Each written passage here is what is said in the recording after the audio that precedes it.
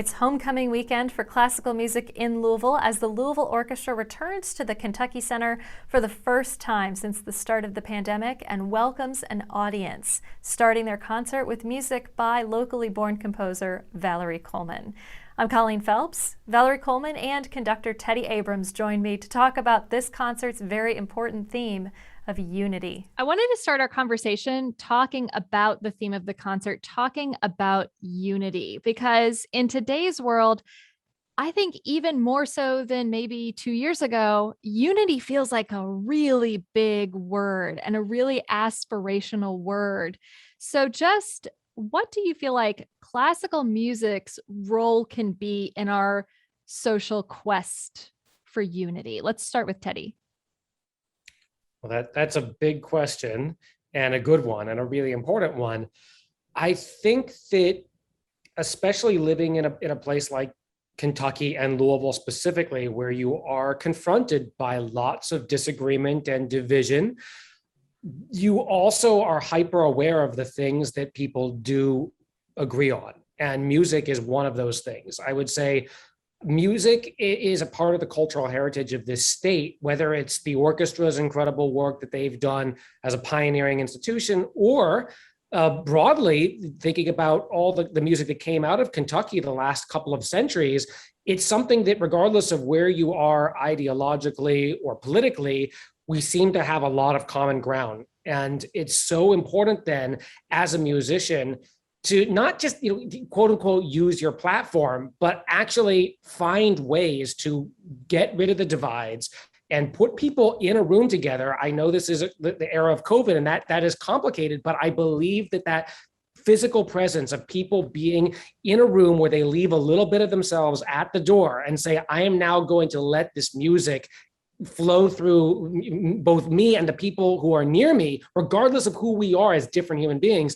That is such an important part of the healing experience, of the communal experience, and then of the strengthening experience that we've lost for months and months and months now. Yes. So it's a charge. Yes, yes. Valerie, same question. Oh, I'm on that bandwagon, and I tell you why. I feel like music is a particular language that is probably the only true universal language that we all share.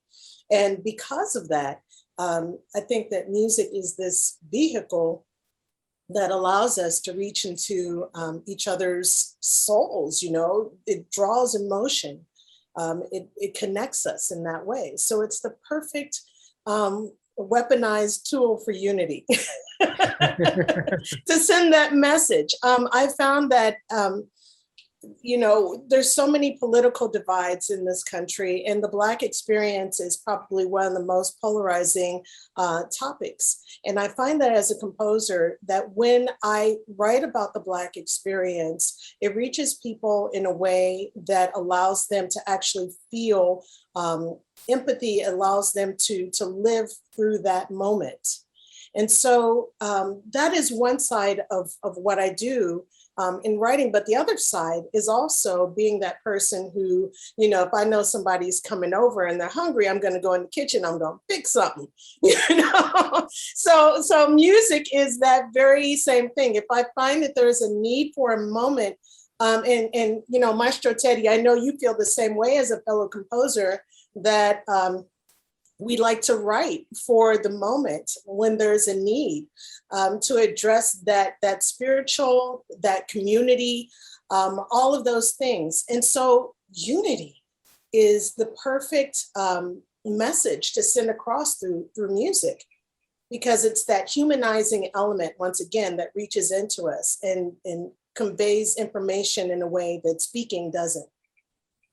Valerie, your piece, Umoja, is, if I read my internets correctly, is 20 years old this year. Oh. How has this piece developed into the orchestral piece that it is now? Because it sounds like the piece itself has had a real journey. Well, I hope I'm not a one-hit wonder or one-trick pony, but, Umoja is that piece that's been with me ever since my college years. And it was actually one of the pieces, probably the piece that really flute adhered a woodwind quintet, a little woodwind quintet that could, way back in the day, together. We were all college students, and I said, let's start a group. And I wrote Umoja, and it made all the difference in terms of just connecting. And so Umoja, this composition is in of itself this entity that that walks, talks, breathes, connects. And over the years, I found that Umoja, the melody itself, is something that people like to hear. And I create little siblings of the piece, little versions, and they all have their own unique personality. So let's see, we went from a woodwind quintet, started off as a woman's choir piece, then a woodwind quintet, then a string quartet, and then a band piece, and then finally the orchestral version, upon which Maestro Yannick Nézet-Séguin of the Philadelphia Orchestra was interested in my works. And he said, okay, well, Umoja is a 90-minute simple song. We want to expand it to 10 to 12. So, a whole new material was created around this world of unity. And so at the beginning, you start to hear like this, what would the world be, right?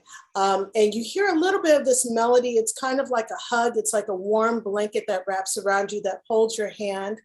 And then we go into some fun stuff.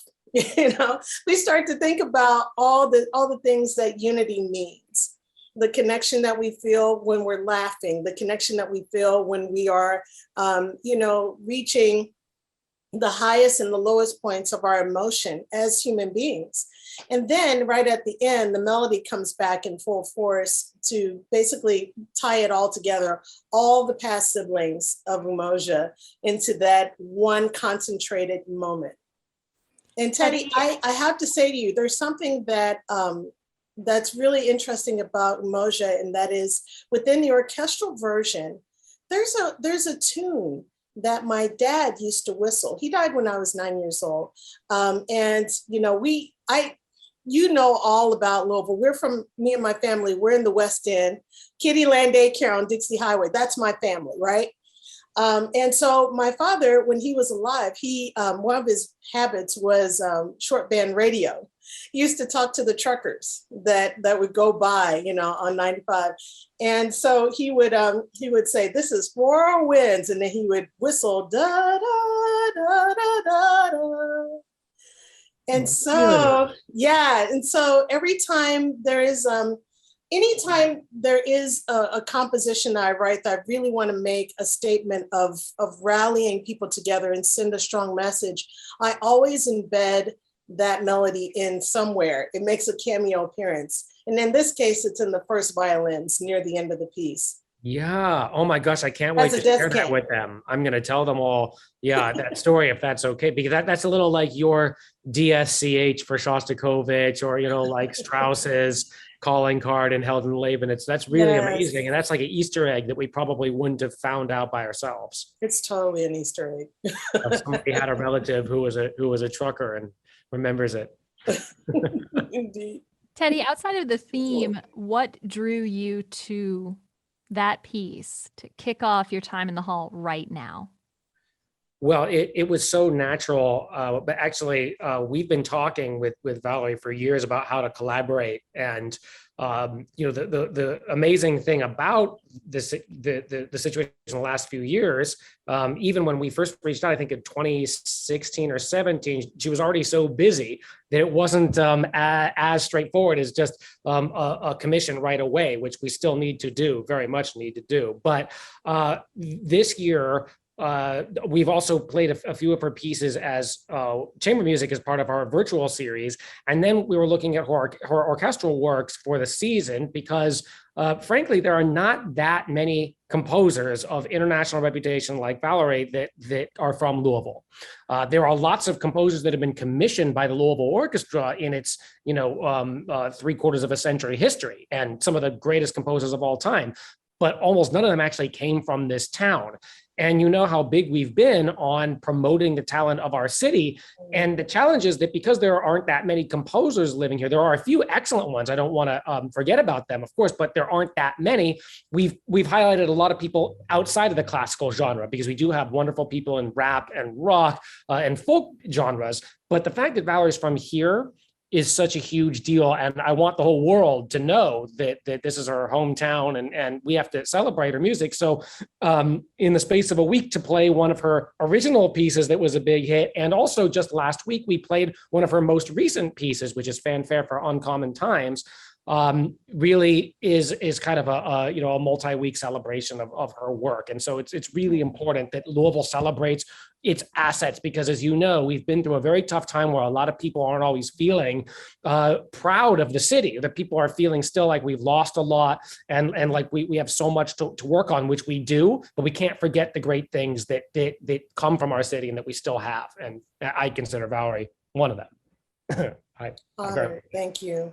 Valerie, outside of that theme that you mentioned, what are the things that the audience should listen for and pick out from the piece? Well, okay, so you do have a theme, but then you have moments of just this rhythmic dancing that is not unlike, say, a Prokofiev classical symphony, that is not unlike elements of Stravinsky or even Copeland for that matter. There's one moment that I wrote for Philadelphia. A good friend of mine, Erica Peel, is a piccoloist with the orchestra. So I gave her, a nice little solo in there. And in the music, you'll see for Erica or Erica solo, that type of thing. It's always a treasure and honor and great opportunity when a composer has the ability to write for an ensemble more than once and get to know the players, so that the music then becomes tailored to how the person plays, what's idiomatic for them, their style. Duke Ellington did it a lot for his members and his band. And so, that's something to listen for, the personalities that match up with the members of the orchestra. There's the old saying that you can never get famous in your hometown. And Teddy mentioned, this was such an exciting way to include you this year. And as a composer, this idea of a musical homecoming is kind of a special thing. It's not something a lot of composers end up being featured in their hometown. What does that mean to you as a composer, to feel like you have that local, even though it's not where you live now, but that local support where you're from? I have no words. And the only thing I can say is I need to replace those words with dreams, because all my life, what has been driving me has been the idea of giving back to Louisville, giving back to the West End.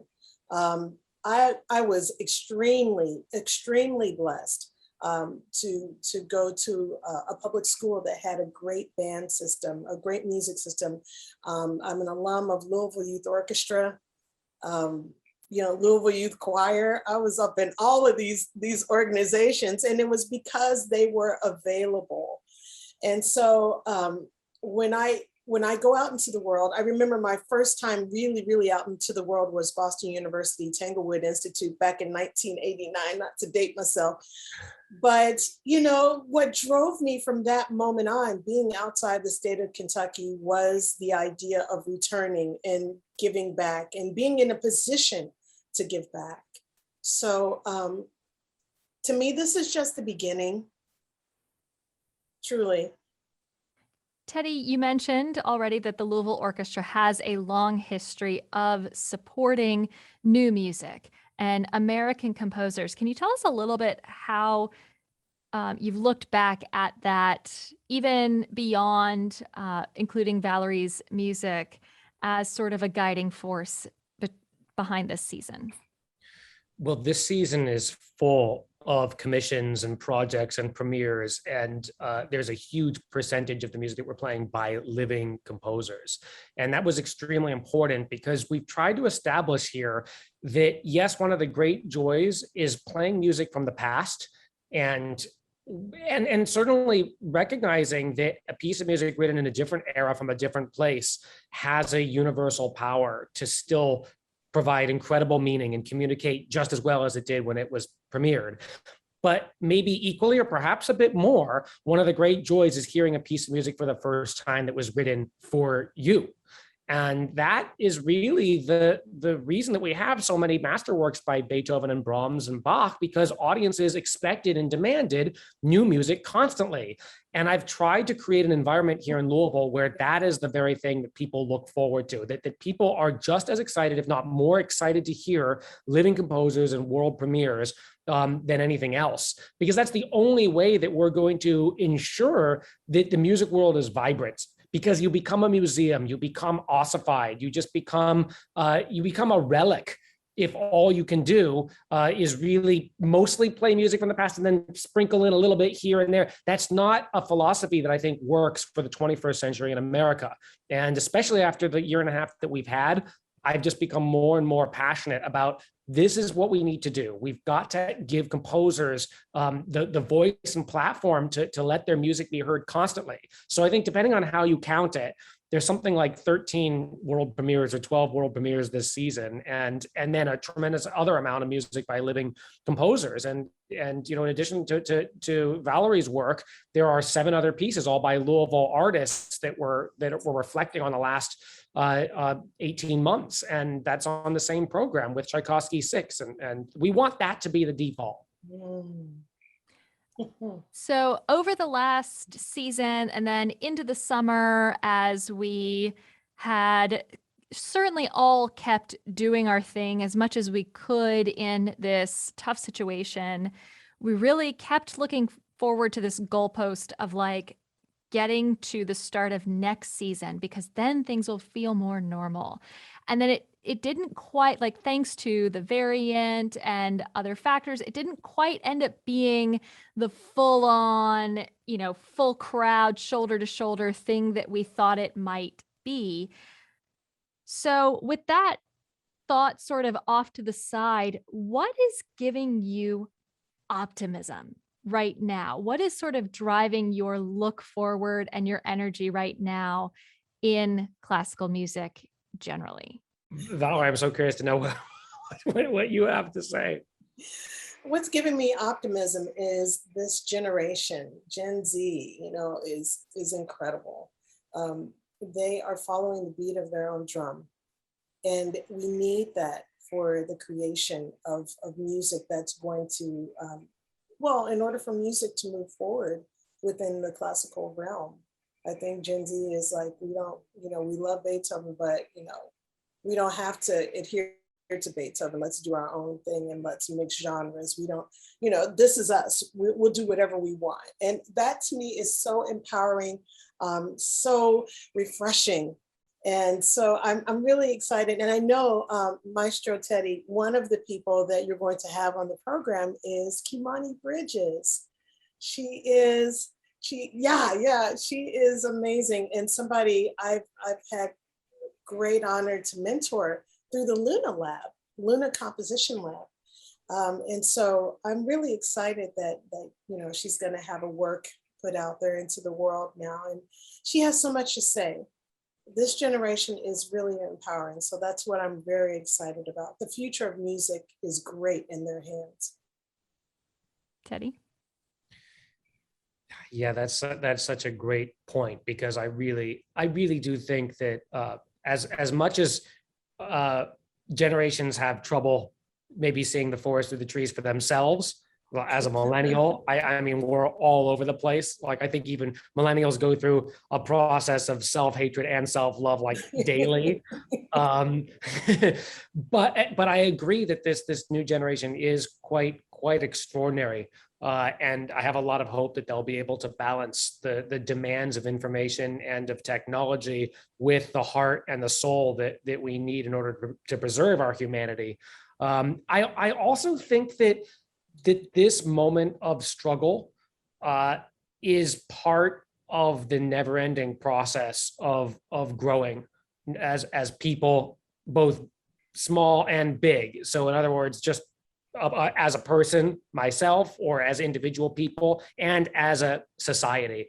And I don't want this to be taken the wrong way. I don't mean that we have to, go through terrible, challenging, tragic events as a necessary means of growth. But I think that despite all the turmoil and the challenge and the fear and all these very real things that we deal with every day, I feel my optimism stems from the belief that even though we're not always moving with one foot in front of the other every single time, generally that is where we're going. We are learning and growing, and even amidst the division, we also are finding new opportunities for unity. I think this program is actually a reflection of that. If we hadn't gone through these tragic, challenging circumstances, we probably wouldn't have had such a call to be creative and think about uniting people in this way that we're doing right now.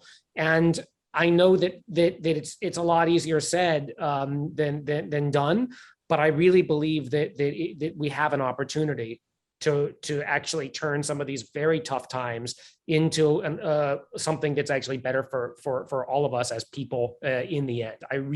I have to believe that. Teddy, give us the details of the concert one more time. The time and day. It's Saturday, October 2 at 8 p.m. at the Kentucky Center. We just rehearsed today there, by the way. First time back in that hall since March, whatever it was. We walked out of that hall after a Thursday afternoon rehearsal, and today, the first time in all those months, we walked back in. So we'll be right there at our beloved Whitney Hall, and as I said, October 2nd, 8 p.m. Like a homecoming. Indeed.